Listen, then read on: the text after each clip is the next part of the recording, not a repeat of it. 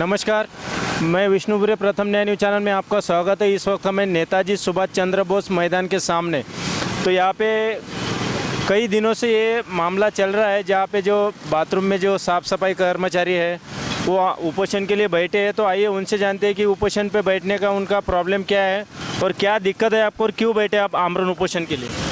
पगार नहीं मिल रहा है, कितने दिन से पगार नहीं मिल रहा है और अभी पगार मांगा तो ठेकेदार बोल रहा है कि तुम मेरे कामगार ही नहीं हो, किस चीज़ की पेमेंट। तो अभी और प्लस ऊपर से बोल रहे हैं कि अभी तुम पगार अगर मांगोगे तो हम लोग खाली कराएंगे, तुमको रोड पे फेंक देंगे, किधर भी जाओ किधर भी नहीं जाओ, हमारी कोई जिम्मेवारी नहीं। अभी हमारे पास कोई पैसा नहीं है, पानी नहीं है, कुछ भी नहीं है, तो किधर जाने का ठिकाना नहीं है, कहाँ जाएंगे हम लोग, कहीं भी जा नहीं सकते। तो आपको रूम खाली करने के लिए भी कोई अल्टीमेटेड मिला है, तो ये बाल बच्चे लेके आप कहाँ जाओगे? दूसरा रूम का अरेंजमेंट है आपके पास या नहीं है? कुछ भी नहीं है, पैसा पानी नहीं हम लोग के पास। 3-3 4-4 महीने से पेमेंट नहीं मिला है और जो पुराना वाला ठेकेदार था वो तो सारा पैसा गमन ही कर गया, वो तो 1 रुपया नहीं दिया उसने, तो कुछ भी नहीं दिया।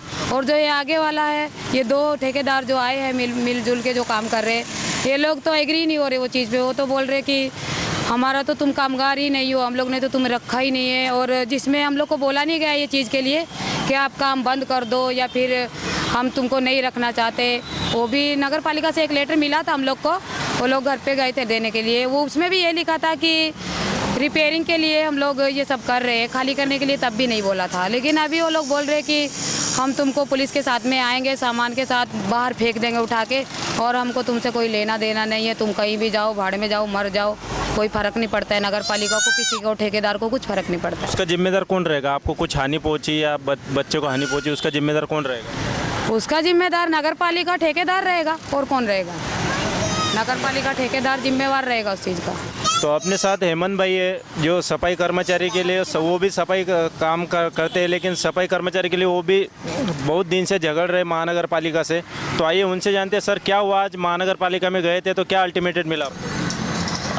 पिछले मार्च महीने से नए ठेकेदारों को टेंडर मिला हुआ है, जिसमें एक है करण मेंटेनेंस, स्वामी समर्थ और एक अपना वाल्मीकि सेवा संस्था। ये तीनों ठेकेदार वापस नियुक्त किए गए। जो पिछला ठेकेदार था जिसका नाम शाइन मेंटेनेंस, उसका मालिक था दत्ताराम सुधाकर पारकर, और अब जो नाम है करण मेंटेनेंस, उसका भी मालिक है दत्ताराम सुधाकर पारकर। जो इनके उपोषण पे बैठे उनके एरिया में जिसका ठेका है वो करण मेंटेनेंस दत्ताराम सुधाकर पारकर, और जहाँ पे मैं फ़िलहाल मतलब मैं और मेरी वाइफ जहाँ पे रहते हैं काजूपाड़ा वाला, वहाँ का भी ठेकेदार करण मेंटेनेंस दत्ताराम सुधाकर पारकर। ये पिछला पैसा हमने जो मांगा है उसके वजह से एक दुश्मनी के तौर पे महानगर पालिका के भ्रष्ट अधिकारियों से मिलकर हमारे खिलाफ साजिश रचकर ये लोग ने वहाँ पे नोटिस निकाली है कि इनका कैसे भी सोमवार तक, श्योर है 100% श्योर है कि इन्होंने बोल दिया कि ये सोमवार को आपका हम लोग खाली करवा ही देंगे। अभी नगर पालिका में मैं जाके आया था, जहाँ पे एक लेटर मैंने RTI डाला था कि मार्च और अप्रैल महीने का वेतन जो दिया है उसका पूरा जानकारी दो।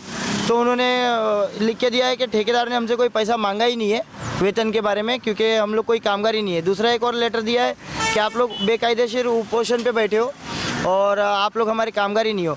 मैं ये पूछना चाहता हूँ, तकरीबन 15-18 सालों से हम लोग यहाँ पे काम कर रहे हैं, आज तक कभी कोई खाली करवाने आया नहीं है, कोई पूछा नहीं कि आप हमारे कामगार हो या नहीं हो, और किसी ने हमको अपॉइंटमेंट लेटर नहीं दिया। जैसा चल रहा है 2000-3000 पगार देके सबका सब सही चल रहा था। अगर हमने हमारा थोड़ा जानकारी निकाल के पगार मांग लिया तो आप सीधा लात मार के निकाल दोगे? 15 साल से प्रशासन सोया था, जब ये हर महीने करना चाहिए था, हर 3 साल में करना था। और जब 2 महीने पहले इनका ठेका रद्द हुआ है, मार्च में इनका उसका शाइन मेंटेनेंस का ठेका खत्म हो गया है, उसी वक्त आके खाली करवा देते थे। 2 महीना फुकट में काम करवाने के बाद अब बोलते हो तुम हमारे कामगार नहीं हो। इतना महीना काम किया, हमारे पास GPS के फ़ोटो है, वो सब क्या होगा? टोटल कितना परिवार है और आखिरी कदम क्या रहेगा? टोटल 140 परिवार है। अब उसमें मेरे साथ तकरीबन 30 से 35 लोग हैं जिनको ये लोग 101% टारगेट करने वाले। डर के मारे कोई आए या ना आए, मेरा आखिरी कदम यही रहेगा कि भाई नगर पालिका के गेट के सामने ही तो अतिक्रमण बोले तो अतिक्रमण, और जो बोले वो, मैं वहाँ पे बैठूंगा और वहीं पे खाऊंगा, वहीं पे खाना बनाऊंगा। मेरे पास और कोई जगह नहीं है। मेरा 2 साल का पहले से ही पैसा खाया हुआ है और अभी भी खा ही रहा है। तो महानगर पालिका तो कुछ कर नहीं सकती। राज साहब ठाकरे से हमने एक निवेदन किया है, कल के दिन में मैं वहाँ का एक दौरा करने वाला हूँ। अगर वो मिल गए उनको पूरी बातें समझाऊंगा, अगर उनसे हुआ तो ठीक, नहीं तो फिर मैं अपने आप को तो बोल सकता हूँ कि शिव भक्त हूँ और शिवाजी पुत्र हूँ, लेकिन महाराष्ट्र में कोई ऐसा नहीं होगा जो शिवाजी पुत्र रहेगा, क्योंकि फिर मेरा सब पे से ही भरोसा हो गया। क्योंकि एकदम से भरोसा उठ जाएगा। मीरा भाईंदर में हर एक पार्टी के पास, पक्ष के पास जाके आया हूँ। ये आखिरी उम्मीद थी राज साहब ठाकरे, अगर इन्होंने कुछ नहीं किया और एक भी रूम खाली हुआ, हम सारे मनसे के सभासद हैं, तो फिर राज साहब ठाकरे से भी मन उठ गया। और मैं नहीं मानता हूँ कि फिर महाराष्ट्र में मीरा भाईंदर में कोई भी शिवाजी महाराज के नक्शे कदम पे चलने वाला या उनके बातों पे रहने वाला कोई होगा। धन्यवाद। तो जैसे कि आपने देखा है कि ये सफाई कर्मचारी दिन रात अपना जी जान लगा के सफाई कर्मचारी सफाई करते हैं, तो पूरा 100 के ऊपर परिवार है, तो इन लोग के ऊपर कोई ध्यान ही नहीं दे रहा है। तो सरकार भी बोल रही है सर्वसामान्याची सरकार, सर्वसामान्याचा मुख्यमंत्री, ऐसा तो किधर दिखाई नहीं दे रहा है। लेकिन मजदूरों को ही मजबूर किया जा रहा है। और आप देख सकते हैं कि छोटे छोटे बच्चे, और इनको अल्टीमेटम मिला है कि कुछ दिन के बाद रूम खाली करो। तो इन लोग का यही कहना है, हमारा रूम खाली हो जाएगा तो हम रास्ते पे आ जाएंगे, हम जिए या मरे। मैं विष्णुपुरे प्रथम news channel cameraman Rafiq Khan के साथ भाईंदर वेस्ट।